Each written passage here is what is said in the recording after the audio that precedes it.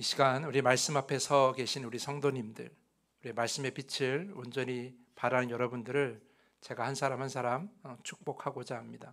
주님의 이름으로 여러분을 축복할 때 여러분 믿음을 가지고 아멘으로 응답하시기 바랍니다. 평안하십시오. 성령 충만하십시오. 이 시간에 이 말씀과 이 예배의 시간을 통하여서 주님의 은혜 안에 영원히 사는, 그 은혜 안에서 많은 열매를 누리는 여러분 모두가 되기를 간절히 축복합니다. 어떤 목표를 위해서 나의 힘을 다해 온 힘을 다해 그것을 이루었을 때 우리는 이제 다 끝났다라고, 모든 것이 다 끝났다고 생각하면서 이제 더 이상 그 일을 돌아보지 않을 때가 있어요. 하지만 제가 그리 짧지 않은 인생을 살아온 제가 지금까지 살아온 바로는 어떠한 원하는 결과를 얻었을지라도 그 결과를 두고 내가 이 결과를 어떻게 반응해야 될 것인가, 그 이후가 더 중요하다라고 저는 생각이 듭니다. 제가 음식하는 거를 좋아하는데요, 근데 제 아내는 제가 음식하는 걸 싫어하더라고요. 오해하지 마십시오. 맛이 없어서 그런 건 아닙니다. 분명 맛은 있는데 그래도 싫어하는 이유는 제가 음식을 하면 다 벌려놓기만 해서 그래요. 좀 치우면서 해야 되는데 맛있게 한다고 해놓고 치우지 않고 그냥 벌려놓기만 하니까 그거를 치우려는 제 아내는 너무 힘든 거죠. 차라리 내가 하겠다고. 그러면서 제가 음식하는 걸 별로 좋아하지 않더라고요. 어떤 목표를 위해서 무엇인가를 했을 때, 음식을 만들었을 때 그것을 다 완성하는 것도 중요하지만 그것을 어떻게 정리하느냐도 되게 중요하다라고 저는 생각을 해요. 그러니까 어떤 결과를 얻은 후에 그 이유가 더 중요한 것이죠. 모든 일이 다 그렇다라고 저는 생각을 해요. 미국의 목회자이자 또는 교육자였던 찰스 스윈돌이 이런 말을 남겼다고 합니다. 삶의 10%는 당신에게 일어난 일이고 나머지 90%는 당신이 그 일에 어떻게 반응하느냐에 따라 채워진다라는 거예요. 결국 우리 인생의 일을 어떻게 반응하느냐에 따라 우리 인생의 대부분이 온전할 수 있느냐 또는 온전하지 않을 수 있느냐가 걱정된다는 거예요. 다 결정된다라는 거예요. 우리의 여러 가지 일들을 우리가 어떻게 반응하느냐, 그 이후에 우리의 삶의 모습에 따라서 우리의 삶이 달라질 수가 있는 거예요. 더 많은 열매를 거둘 수도 있다는 것이죠. 교회 학교에서 매년 우리가 여름 성경학교를 하는데요, 여름 성경학교가 끝나면 저는 꼭 교사들과 함께 식사를 합니다. 더운 여름에 고생한 선생님들을 위로하는 차원에서 식사하는 거지만 더 중요한 의미가 있는데 그것은 바로 여름 성경학교를 돌아보는 거예요. 여름 성경학교에서 무엇을 우리가 얻었는지, 어떠한 열매를 얻었는지, 또한 부족했던 것은 무엇인지, 그래서 다음 여름 성경학교를 위해서 우리가 무엇을 해야 하는지, 우리가 보완해야 될 것은 무엇인지 그렇게 나누는 시간을 가지려고 해요. 여름 성경학교를 끝냈다고 해서 거기서 만족하고 거기서 그냥 다 끝났다고 생각하는 것이 아니라 다음 여름 성경학교를 위해서 우리가 이 얻은 결과를 어떻게 분석하고 반응하냐에 따라 그 다음 여름 성경학교가 달라질 수가 있는 것이죠.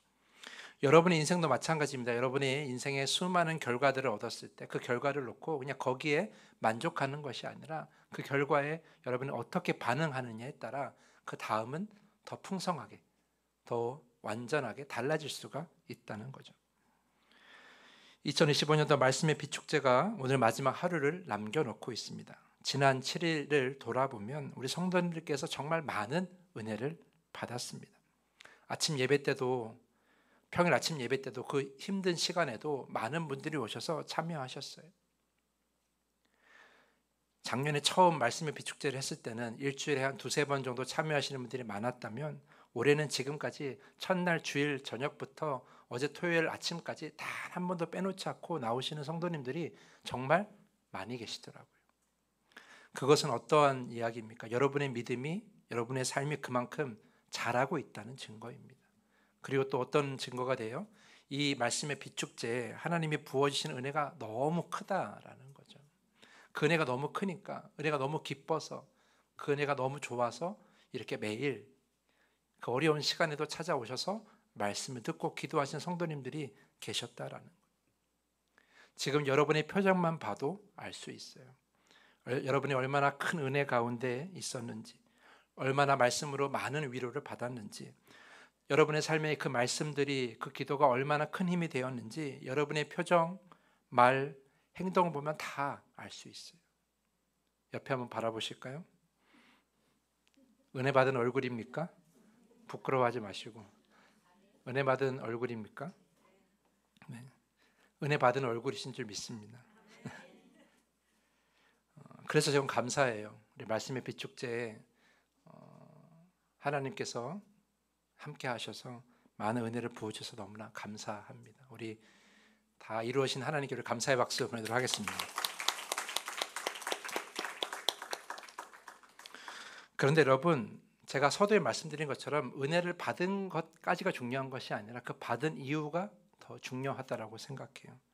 우리가 이 은혜에 어떻게 반응해야 되는지에 따라서 그 다음이 더 풍성한 열매를 거둘 수도 있고 우리의 믿음과 삶이 더 온전해질 수 있기 때문입니다. 그렇다면 우리가 받은 이 은혜 안에 우리가 어떻게 반응해야 될 것인가? 일반적으로 이런 질문을 하면 성도님들이 거의 다 같은 대답을 하세요. 은혜 받았으니까 이제 더 기쁨으로 예배 드려야 됩니다. 은혜 받았으니까 또 이전보다 더 기도해야 됩니다. 은혜 받았으니까 더 말씀을 가까이 해야 합니다. 은혜 받았으니까 더 열심히 교회를 위해 헌신해야 됩니다. 이런 식의 대답들을 다 생각하실 거예요. 물론 이런 신앙생활이 열심히 필요 없다는 의미는 아니지만 저는 그 이전에 먼저 우리가 한 가지 더 알아야 될 것이 있다고 생각해요. 그것은 무엇이냐 하면 지금 내가 받은 은혜, 지금 내가 누리는 은혜, 주일 예배 때마다 또는 특별한 예배 때마다 우리가 누리는 이 은혜가 어떻게 시작되었는가, 그리고 어떻게 내가 받게 되었는가를 아는 것이 더 중요하다라는 거죠. 이번 말씀의 비축제를 통해서 많은 은혜를 받았고 나아가 우리 주일 예배 때마다 여러분이 많은 은혜를 받고 계신데 그렇다면 그 예배가 어떻게 나에게 임하게 되었는가를 아는 것이 중요하다라는 거예요. 왜냐하면 그래야 다음에도 똑같은 은혜를 받을 수가 있는 거죠. 어떻게 우리에게 임했는가를 알지 못하면 다음에 또 같은 은혜를 받기가 어렵기 때문이에요. 그래서 이 은혜가 어떻게 시작되고 내가 어떻게 받았는가를 아는 것, 이것을 아는 것이 그 은혜에 대한 첫 번째 반응이 되어야 된다는 겁니다. 그렇다면 여러분께 묻고 싶습니다. 여러분께 묻는 것은 여러분이 받는 은혜, 지금 누리고 있는 은혜를 우리가 어떻게 받게 되었습니까? 많은 분들이 이렇게 말씀하실 거예요. 제가 예배 시간에 열심히 예배를 드려서 이 은혜를 받았습니다. 제가 말씀 시간에 졸지 않고 말씀을 열심히 들어서 은혜를 받았습니다. 우리 찬양이 너무 좋아서, 찬양단의 실력이 너무 좋아서, 연주가 너무 훌륭해서 은혜를 받았습니다. 진심으로 기도하는 가운데, 정말 전심으로 기도하는 가운데 은혜를 받았습니다. 또는 목사님의 말씀이 너무 좋아서 은혜를 받았습니다. 이런 여러 가지 이유를 말씀하시면서 내가 이렇게 은혜 받았다고 생각하시는 분들이 많이 계실 거예요. 하지만 그것은 매우 부차적인 이유이고 진짜 이유는 따로 있어요. 우리가 누리는 은혜는 내 삶의 어떤 행동, 또 다른 어떤 사람의 어떤 행동에 의해서 받는 은혜는 아무것도 없다라는 거죠. 은혜는 사람으로부터 오는 것이 아닙니다. 은혜는 사람으로부터 시작되지 않는 거예요. 이걸 우리가 알아야 돼요. 오늘 8절 말씀 보면 너희는 그 은혜에 의하여 믿음으로 말미암아 구원을 받았으니 이것은 너희에게서 난 것이 아니요 하나님의 선물이라. 자, 에베소서의 저자 바울은 우리에게 이렇게 가르치고 있습니다. 너희가 은혜로 믿음으로 구원을 받았다라는 거예요. 우리가 은혜 안에 있다라는 거죠. 그런데 그것이 너희에게서 난 것은 아니라는 거예요. 사람으로부터 난 것은 아니라는 거예요. 우리가 예배를 잘 드려서, 우리가 말씀을 열심히 들어서, 우리의 찬양단의 실력이 너무 좋아서, 그 연주가 훌륭해서, 기도를 열심히 해서, 아니면 강단에 서 계신 목사님의 말씀이 좋아서 그래서 은혜를 받는 것이 아니라, 은혜는 사람으로부터 나는 것이 아니라 그 시작은 따로 있다는 거죠. 바로 누구로부터 나는 거예요? 하나님으로부터 나는 거예요. 그 은혜는 하나님으로부터 시작되는 거예요. 그래서 오늘 바울이 이렇게 얘기합니다. 은혜는 하나님의 선물이다라고 말이죠. 사랑하는 성도 여러분, 이걸 잘 기억하십시오. 우리가 누리는 은혜는 사람으로부터 시작되는 것이 아니라 하나님으로부터 시작된 하나님의 선물입니다. 여러분, 선물은 전적으로 주는 자에게 달려 있는 거예요. 받는 자가 무엇인가를 해서 또는 받는 자의 어떤 공로 때문에 받는 선물은 아니에요. 선물은 무조건 주는 자의 마음과 주는 자의 힘과 주는 자의 노력에 달려 있는 것이 바로 선물이죠. 그러므로 이 은혜가 하나님의 선물이라는 것은 받는 자가 그 어떠한 자랑도 할 수가 없는 거예요. 받는 자가 어떠한 공로를 자랑할 수 없는 거죠.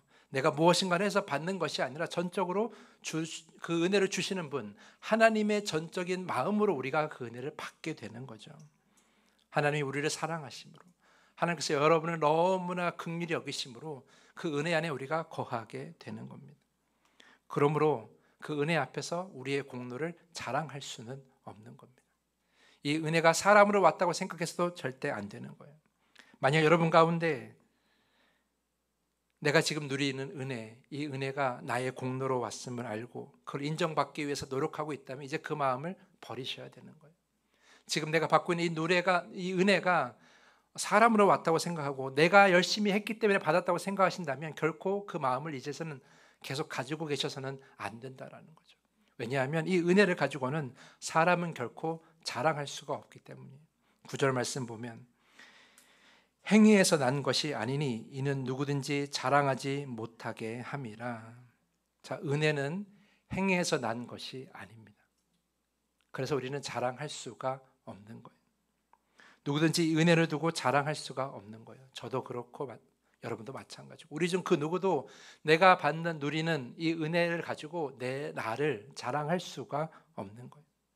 만약 은혜를 두고 자신의 행위를 자랑하는 자가 있다면, 내가 누리는 은혜가 사람으로부터 온 것임을, 사람 때문에 온 것임을 믿는다면 계속 그 사람은 하나님 앞에서 자신의 믿음이 아니라 행위만 강조하게 될 거예요. 하나님, 내가 이렇게 매주 예배에 참석했는데 은혜를 주셔야죠. 하나님, 내가 이렇게 매일 교회를 위해서 헌신하고 희생하는데 이 은혜를 주셔야죠. 하나님, 내가 이렇게 매일 기도하고 말씀을 묵상하는데 은혜를 주셔야죠 라고 자꾸 자기의 행위만을 하나님 앞에 내세우게 된다라는 거예요. 하나님께만 그러겠어요? 교회에서도 성도들에게도 자꾸 내 행위를 내세우고 인정받으려고만 하겠죠. 하지만 진짜 은혜 받은 자, 정말 은혜를 받은 자는 자랑할 수가 없는 거예요. 왜냐하면 그 은혜는 사람에게 오는 것이 아니라 하나님으로부터 온 것이기 때문입니다. 아까도 말씀드렸지만 은혜는 하나님의 선물이에요. 선물은 주는 자가 다 주는 거예요. 근데 우리는 그 선물을 가지고 뭐라고 해요? 이건 내가 나 때문에 받은 거라고 여기는 거예요. 그러면 그 선물을 주시는 하나님의 입장에서 그런 고백을 듣는 하나님의 마음이 어떠시겠어요? 내가 이렇게 너를 사랑해서 주는데 너는 자기 자신 때문에 이렇게 받는다고 말을 하면 그 하나님은 얼마나 안타까워 하시겠냐라는 거죠. 우리가 자꾸 하나님이 주시는 은혜 안에서 내 행위와 내 자랑을 자꾸 인정받으려고 한다면 결국 그 하나님의 선물인 은혜는 더 이상 우리에게 임하지 않을 수밖에 없어요. 왜냐하면 그건 진짜 선물이기 때문이에요.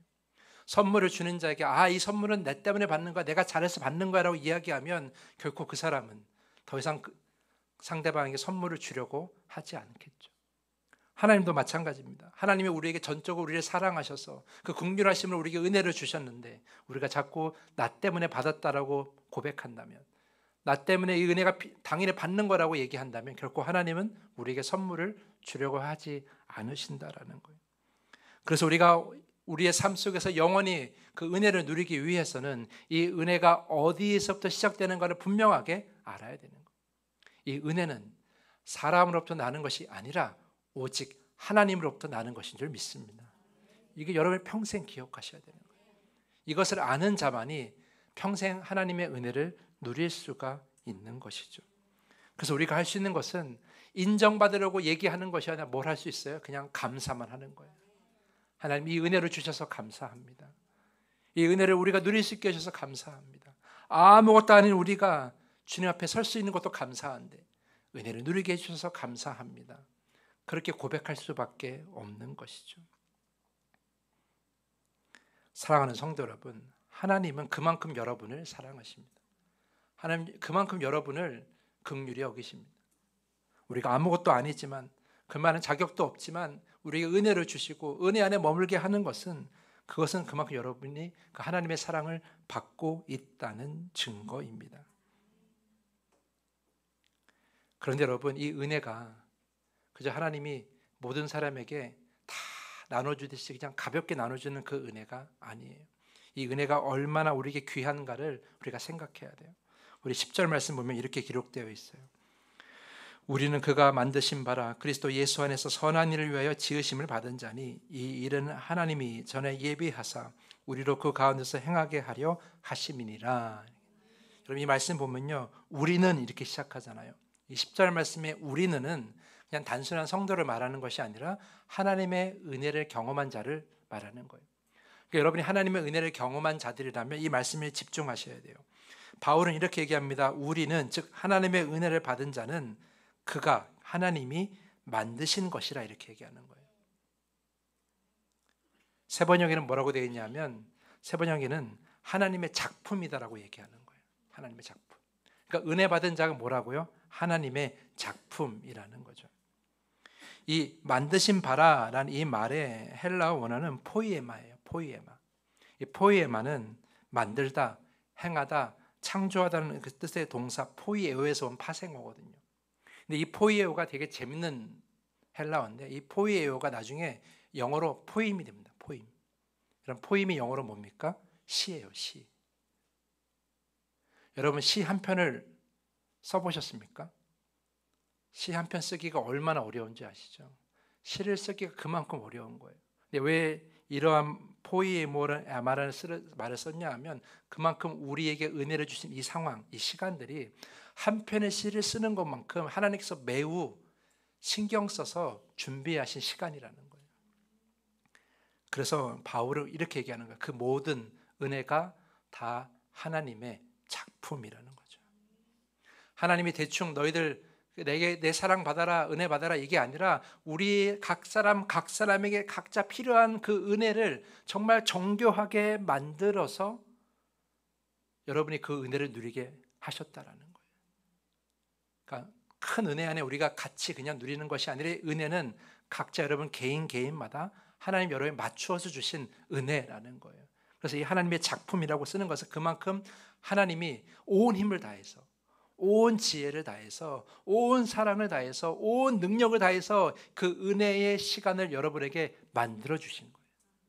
그래서 하나님의 작품이라고 이렇게 표현하게 된 것이죠. 만약 여러분이 이 말씀의 비축제 기간에, 또는 이 주일 예배 시간에, 또는 기도의 시간에, 찬양의 시간에, 말씀을 묵상하는 시간에 그때마다 여러분의 은혜를 경험한다면, 그렇다면 그것은 하나님의 그 놀라운 손길이 임하는 시간이라는 거예요. 그 손길로 그런 작품 같은 시간을 여러분이 만들어준다라는 거예요.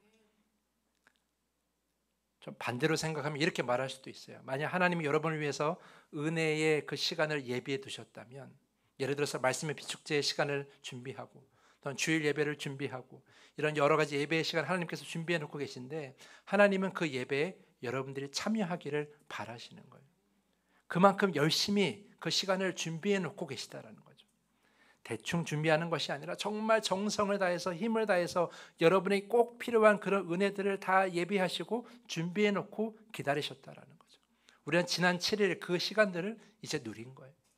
오늘 마지막 날, 그 하나님께서 예비하신 그 작품과 같은 그 날이 오늘이 될 줄 믿습니다. 그럼 여러분은 어떻게 하시면 돼요? 그 작품에 참여하시면 되는 거예요. 여러분 해외여행 가시면 꼭 봐야 될 것들, 어떤 조각상이나 어떤 박물관이나 그런 거 꼭 보시잖아요. 그렇죠? 어디 가면 이거 꼭 봐야 된다 그러면 2시간이 됐든 3시간이 됐든 줄을 서서 꼭 보고 오시잖아요. 근데 그 세상에 그 어떠한 멋있는 작품일지라도 하나님이 만드신 작품과는 비교할 수가 없을 거예요. 그렇다면 하나님 여러분을 위해 만들어 오신 그 시간들, 그 주님의 작품 같은 그런 아름다운 시간이 있다면 여러분이 어떻게 하셔야 되겠어요? 당연히 가셔야 되는 거예요. 가셔 누려야 되는 거예요. 하나님 여러분을 위해서 그렇게 아름답고 정말 정교하게 온 힘을 다해 만드신 그 은혜의 시간을 그저 그렇게 지나쳐 버린다는 건 너무나 하나님에게는 안타까운 일이라는 거죠. 오늘 오후 4시가 그런 시간이에요. 오늘 말씀의 비축제 마지막 날이 하나님의 그 작품과 같은 시간이 펼쳐지는 시간이라는 거예요. 기대하고 오시면 그만큼 은혜를 누리게 되어 있는 겁니다. 사랑하는 성도 여러분, 그럼 여러분이 은혜를 누리는 그 시간은 세상에서 가장 아름다운 시를 쓰는 것처럼, 세상에서 가장 아름다운 조각상을 만드는 것처럼, 세상에서 가장 아름다운 그림을 그리는 것처럼, 세상에서 가장 아름다운 도자기를 굽는 것처럼, 그런 뛰어난 작품을 만드는 것보다 더 놀랍고 정교하고 아름답게 만들어지는 시간, 우리의 인생은 그 아름다운 은혜의 시간에서 작품이 되어가는 겁니다. 우리가 작품이 되어가는 것은, 하나님의 손에 우리가 만들어지는 것은 그 은혜의 시간에서 작품이 되어가는 거예요. 여러분이 그 은혜를 누리면 누릴수록 우리의 인생은 뭐가 되는 거예요? 작품이 되는 거예요. 그 어떠한 돈으로도 비교할 수 없을 만큼 놀라운 작품이 되는 거죠. 저를 따라서 고백합시다. 나는 하나님의 작품입니다. 우리가 그 은혜를 누리면, 하나님께서 그 작품으로 만드는 그 은혜의 시간을 우리가 온전히 누리면 우리 인생도 그 안에서 작품이 되어가는 거예요. 그런데 여러분, 이 하나님이 만드신 이 은혜의 시간, 이 주님의 작품의 시간은 그저 한 번만 흘러가는 것이 아니라 주님께서 정말 긴 계획이 있으세요. 여러분을 정말 신실한 사람으로, 온전한 사람으로 만들기 위한 그 계획 안에 은혜를 주시는 거거든요. 오늘 10절 말씀 보면 그렇게 되어 있지 않습니까? 그리스도 예수 안에서 선한 일을 위하여 지으심을 받은 자니 이 일은 하나님이 전에 예비하사 우리로 그 가운데서 행하게 하려 하심이니라. 우리를 그렇게 작품처럼 만드시는 이유, 우리에게 그 작품과 같은 은혜의 시간을 주시는 이유는 다 뜻이 있다라는 거예요. 우리를 선한 사람으로, 온전한 사람으로 만들기 위한 그 하나님 계획 안에서 만들어 가시는 시간들이라는 거죠. 우리가 이 은혜의 시간들을 하나하나 누리며 살아갈 때마다 우리는 뭐가 되는 거예요? 더 아름다운 작품이 되어가는 거죠.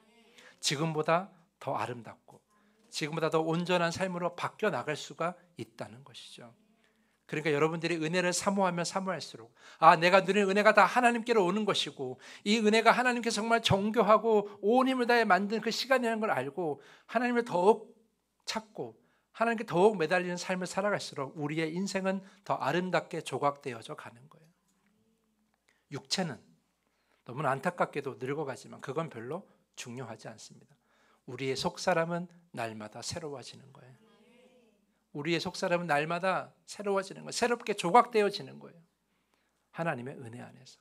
그 은혜가 주님께서 작품처럼 만든 시간이기 때문에 그 시간 안에 우리가 머물면 우리도 작품이 되어갈 수 있는 것이죠. 사랑하는 성도 여러분, 그러므로 여러분이 하나님의 은혜를 사모할 때마다 하나님께 매달리시면 되는 거예요. 하나님, 오늘도 저에게 은혜를 주시옵소서. 하나님께서 예비하시고 준비해 놓으신 그 작품과 같은 시간들, 그 은혜의 시간을 우리에게 허락하여 주시옵소서. 그렇게 하나님께 매달릴 때에, 그렇게 하나님께로부터 오는 그 은혜를 우리가 사모할 때에 하나님은 우리에게 큰 은혜를 부어 주실 줄 믿습니다. 오늘 말씀의 비축제뿐만 아니라 우리가 앞으로 모든 주일 예배 시간마다 그렇게 은혜를 사모하시는 거예요.